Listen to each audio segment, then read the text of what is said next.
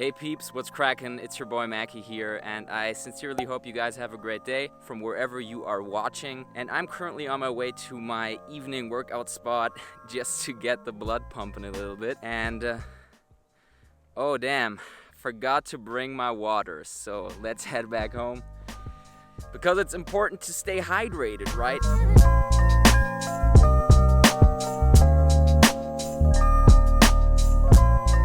Alrighty, so here it is. Awesome. It's super warm right now, so I think it's definitely good to have some cold water with me after the workout.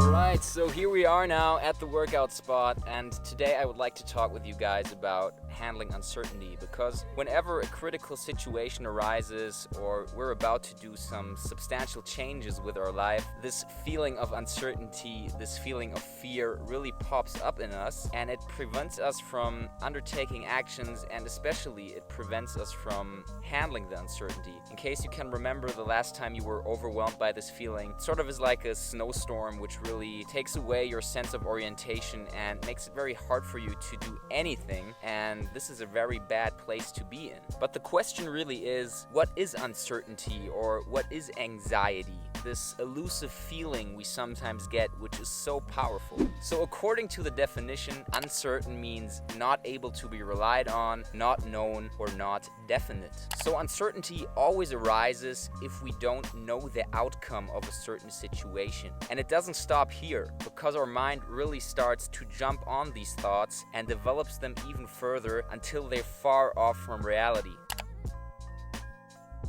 But the reason why uncertainty is often related with anxiety, or maybe even causes anxiety, is because we have the fear that we might lose something or someone we truly value. But hold up, the good thing here is that uncertainty can most often be influenced by our personal actions. Because if something is certain, our fear or our anxiety often changes, or sometimes it even disappears, although the outcome is bad, because we know we don't have a choice and our actions won't have an impact. So uncertainty always means that there's a chance for us to change the outcome and also to reduce the feeling that causes this fear. For example, when I got an F back in school, I knew that my pocket money would be reduced for that month. I wasn't very uncertain or anxious because I knew the consequences and I knew that there would be no escape from them. Whereas when I think about quitting my job, I'm highly uncertain about the future because I don't know what will happen and in how far my personal actions will influence my future trajectory.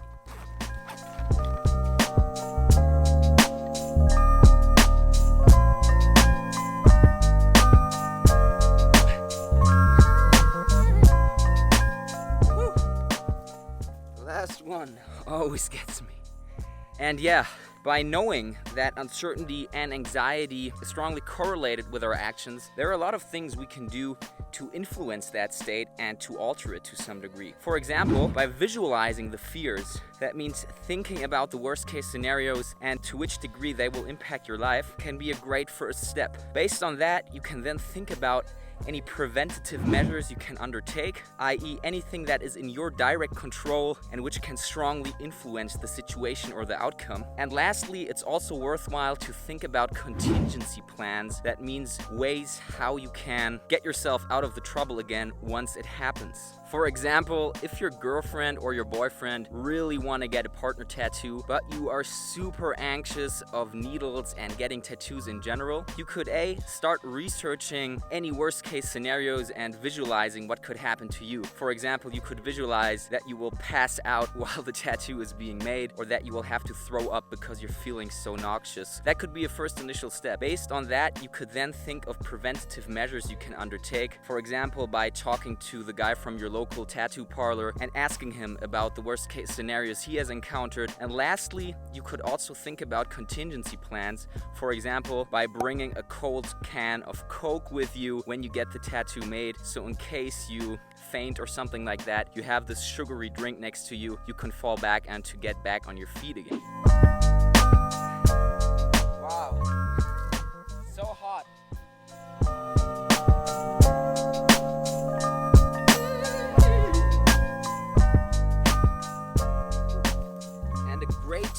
great technique that has helped me a lot of times when facing these situations is called the fear setting technique, and it has initially been made public or maybe even invented by Tim Ferriss. I will definitely link his TED Talk at the end of this video. It's super interesting video, and I've been using it a couple of times whenever I had to face very difficult situations that caused me a lot of uncertainty and anxiety, and it helped me tons. And the great thing why it's so helpful is because it really utilizes the 3 points I mentioned in the previous example and puts it in a format that you can do wherever you want. All you need are 3 sheets of paper, an Excel sheet, or maybe a Word document, so I think everyone can do it. And if you apply this once in a while, it can be so powerful and can help you so much to relieve uncertainty, to relieve anxiety, and give you more clarity, and also especially understand that a lot of fears that you have are not really realistic, and it's more like a brainchild of yours which doesn't really have any substantial foundation. And before I jump into the practical steps, I'm super curious to know how you guys have handled uncertainty so far in your life. Let me know in the comments section down below, and also if you're enjoying this video so far, consider hitting the subscribe button. It helps me a lot in making these videos. So the first step I would suggest you doing is to think about the situation that is causing the uncertainty or the anxiety, because this really helps to have a defined scope in which you can then investigate which thoughts or which feelings are causing this anxiety and what you can do against it. So for example, this can be that you have the feeling that your job industry or the industry you're working in is kind of in the decline, and therefore you're worried about your job security. Or it can be that the relationship between you and your significant other is not working out anymore the way it should. Or it can even be something much more trivial. For example, that you are afraid that the local supermarket is running out of your favorite cereals. And this can be a very helpful starting point, but usually the situation is followed by an action you are considering to take. But it's not necessarily the case that you already know the action you want to take. So let's say your industry is in the decline and the action you're thinking about is to quit your job. And this is really a great starting point, because then you have clarity about the next step, which would be to think about the worst case scenarios and to face your fears. Alright, so the next step, as already mentioned, is also page 1 of the 3 pages you will need to perform this exercise. And here it's all about writing down these what if scenarios. So what will happen if, for example, I run out of money, or what will happen if I have to move out of my home. And the important thing here is just to write down all fears you have. Just create a long list, just write them all down so you have a starting point. And then once you have this long list, it's all about trying to evaluate if these fears are of any substantial concern. So try to be here as realistic as possible and think, to which degree are they gonna impact me personally? How likely is it to be happening? Or to which degree can I influence the fear that I'm writing down? Keep that in mind to really rank these fears based on personal relevance and how likely it is to happen.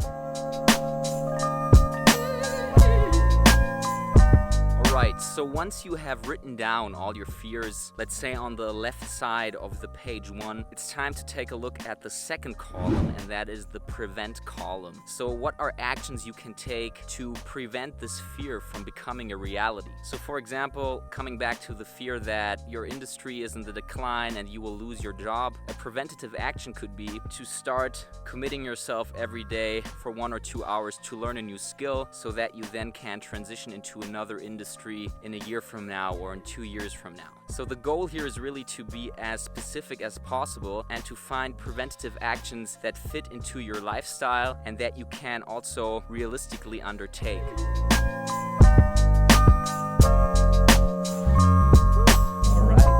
Once you've thought about all the preventative actions you can take, it's now time to think about the contingency plans you have to consider maybe. So let's say the shit hits the fan and something really bad happens. For example, you get fired or something like that. And a contingency plan could be, for example, to have a rainy day reserve of a couple of thousands of dollars, let's say $2,000 or $5,000, that can help you to get by for the next 2 to 3 months, so that you have time to reapply for other jobs. And thinking about these contingency plans is super helpful because it really takes care of the worst case scenario and helps you to reduce this anxiety. Alright, so the next step of the process is all about page 2 of the 3 pages you have prepared for yourself. And here it's all about thinking about the best possible outcomes that could take place if you take action. So this is really the fun part of the exercise, where you can start thinking about outcomes that may be beneficial if you take that action. And it's very important here to be as objective as possible and to think about the emotional, the physical, or the financial benefits you might reap if you take action. And all of these things should just be long listed, and then afterwards you can evaluate them again and think about, okay, what are the top 3 or what are the top 5 main advantages if I take this action?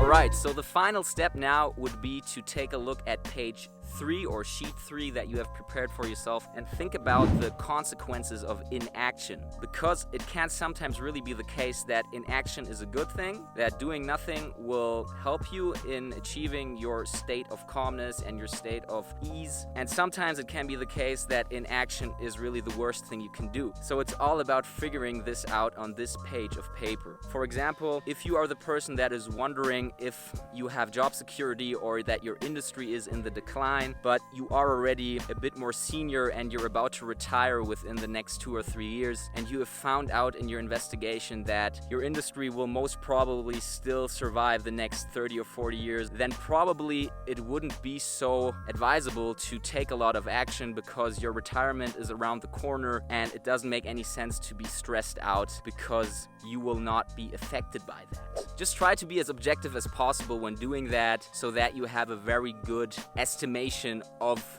the downsides of inaction or the upsides of inaction. And once you've done that, you have all 3 sheets of paper in front of you, and you can then think about your overarching fear or the overarching situation and the action you want to take, and really rank it based on the evaluations you have made of your fears and the preventative actions and the upsides of doing it and the downsides of not doing it, and so on and so forth. And this will really help you to gain a clearer picture of the thing you are aspiring to do and if it is worthwhile or not. And this really has an extremely calming effect on your state of mind. And as Tim also mentions in his talk, we suffer more often in imagination than in reality. I can strongly underwrite that statement because I used this fear setting technique a couple of times when I was facing difficult situations. For example, when I quit my last job, I was very anxious about the outcomes, and this fear setting technique really helped me to get a clearer picture and to stay focused.